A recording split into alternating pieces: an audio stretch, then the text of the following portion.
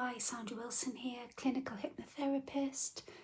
So I just wanted to pick up on a few of the themes I was talking about yesterday in my video about the number of very negative messages that children, maybe with ADHD that hasn't been diagnosed, or maybe that the child wasn't aware that they had it, especially if they were a female child, these negative messages, and how as you start to grow older, if you have been told that you are not good enough, that you're lazy or unreliable or spacey or weird or whatever, these things do have a habit of sticking around. And it's just so important that we realise that a big part of the feeling of not fitting in, the feeling of being flawed, maybe as a result of having ADHD, or that, you know, this feeling that you're somehow broken and you need fixing, simply isn't true. And it can be such a powerful feeling that lives in your subconscious mind, because that is what you've been fed, maybe from teachers, from parents, just this feeling that you are somehow different and can't be trusted. So all those negative messages, they will affect many of us as we get into teenhood, adulthood, and even for people who are quite high functioning, people who might find that they are very good at concealing their differences. So this is something we call masking. Even for high functioning people with ADHD, people who may have achieved quite a lot, successful jobs, businesses, careers, families, it's so hard to shake off this feeling that somehow you're a fake, that you really, that you're just faking it, that you're really not good enough.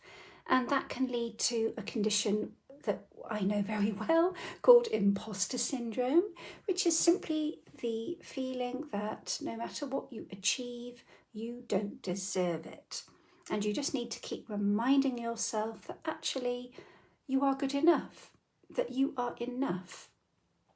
And sometimes imposter syndrome can be linked to this pervasive need to be perfect. So perfectionism plays a big part in that too, which again can lead to procrastination.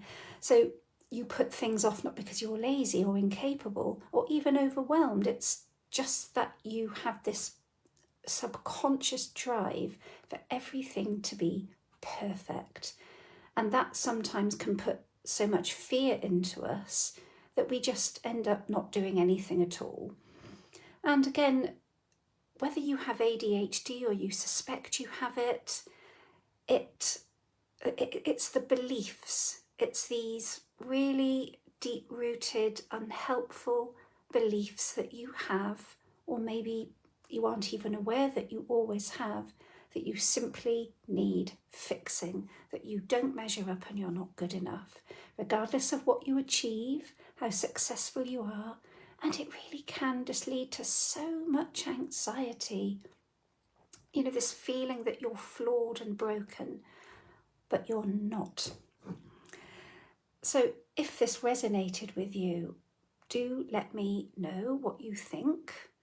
Sometimes having therapy, especially a therapy like hypnotherapy, can be helpful. Just because you have ADHD does not mean you cannot function, that you cannot be successful. But the important thing is you believe those things, even if you've been told for many, many years that you're different, that you're lazy, that you're not as good as other kids, or you're not, you don't feel, you don't deserve to accomplish great things in your life. So these negative messages, or this negative emotional conditioning, can be reversed. So I will be back with more content about continuing on this theme, because I think it's really important. So I'll be back tomorrow. Bye for now.